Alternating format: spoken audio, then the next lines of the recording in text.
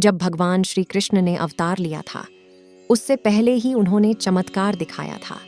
अपने जन्म से पहले ही वह चतुर्भुज रूप में देवकी और वासुदेव के सामने प्रकट हुए थे। तब उन्होंने देवकी और वासुदेव से कहा था कि मैं आपके पुत्र के रूप में जन्म लेने वाला हूँ और मैं ही कंस का वध करूँगा।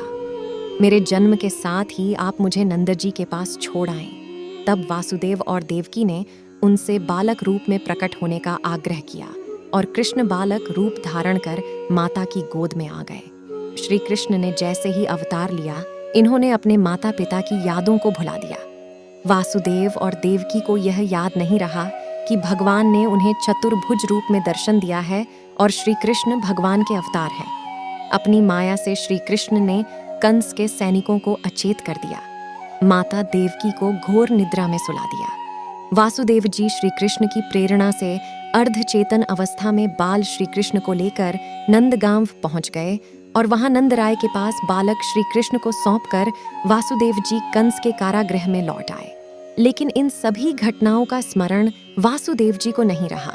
जब वासुदेव जी भगवान कृष्ण को लेकर नंद जी के पास जा रहे थे, तब खूब बरसात हो रही थी। इस दौरान उन्होंने यमुना नदी पार की। यमुना का पानी लगातार बढ़ता ही जा रहा था। तब वासुदेव जी ने उस टोकरी को अपने सिर पर रख लिया जिसमें वह भगवान कृष्ण को लेकर जा रहे थे। यमुना को भगवान के अवतार के विषय में जानकारी थी और वह श्री कृष्ण के चरणों का स्पर्श करना चाहती थी। इसलिए यमुना का पानी लगातार ऊपर बढ़ रहा था। जैसे ही यमुना ने श्री कृष्ण के पैरों का स्पर्श किया, वैसे ही पानी कम होने लगा। इस तरह यमुना जी ने सबसे पहले कृष्ण जी के पैरों को छुआ था। पूर्व जन्म में भी माता देवकी भगवान कृष्ण की मैया थी। ऐसी मान्यता है कि पूर्व जन्म में देवकी कौशल्या और भगवान कृष्ण राम थे। वहीं द्वापर युग में माता कैकेयी मैया यशोदा थी। दरअसल माता कैकेयी ने भगवान राम को वनवास तो भेज दिया, लेकिन बाद में उन्हें इसका बहुत अफसोस हुआ और जब भगवान राम अयोध्या लौट कर आए तो माता कैकेयी ने भगवान राम से कहा कि अगले जन्म मैं तुम्हारी माता बनूं और मुझे तुम्हारे मातृत्व का सुख मिले। इसीलिए भगवान कृष्ण का जन्म तो देवकी से हुआ, लेकिन लालन पालन माता यशोदा ने किया और संसार में श्री कृष्ण की मैया के रूप में इन्हें ही लोग जानते हैं। भगवान कृष्ण के जन्म के रहस्य के बारे में कोई नहीं जानता था। सिर्फ नंद बाबा ही उनके जन्म के रहस्य के बारे में जानते थे, क्योंकि नंद बाबा के घर भी योगमाया ने उसी समय जन्म लिया था जिस समय श्री कृष्ण का अवतार हुआ था।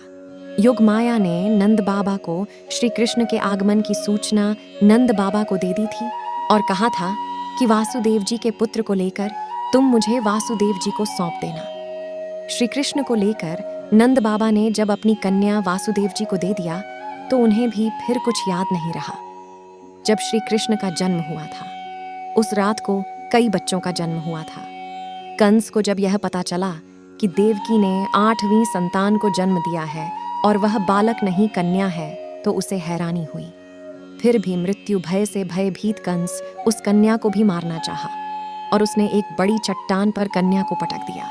लेकिन कन्या चट्टान पर गिरने की बजाय आकाश में चली गई और अष्टभुजाओं वाली देवी के रूप में प्रकट हो गई। देवी ने कहा कि तुम्हें मारने वाला तो कोई और है और वह जन्म ले चुका है। कंस देवी के इस बात से और डर गया। कंस ने अपने मायावी राक्षसों को भेजकर श्री कृष्ण के साथ उस रात जन्मे सभी बच्चों को मरवा दिया। लेकिन श्री कृष्ण ने कंस के मृत्यु दूतों को ही यमलोक पहुंचा दिया। श्री कृष्ण के देह त्याग के बाद समुद्र में जब द्वारिका समा गई, तब पांडवों ने श्री कृष्ण के पोते वज्रनाभजी को मथुरा का राजा बनाया। राज वज्रनाभजी ने यहाँ पर श्री कृष्ण की स्मृति में कई मंदिरों का निर्माण करवाया। मथुरा की जन्मभूमि मंदिर में एक ऊंचा चबूतरा है। कहते हैं जिस स्थान पर यह चबूतरा है, वहीं पर भगवान श्री कृष्ण का अवतार हुआ था।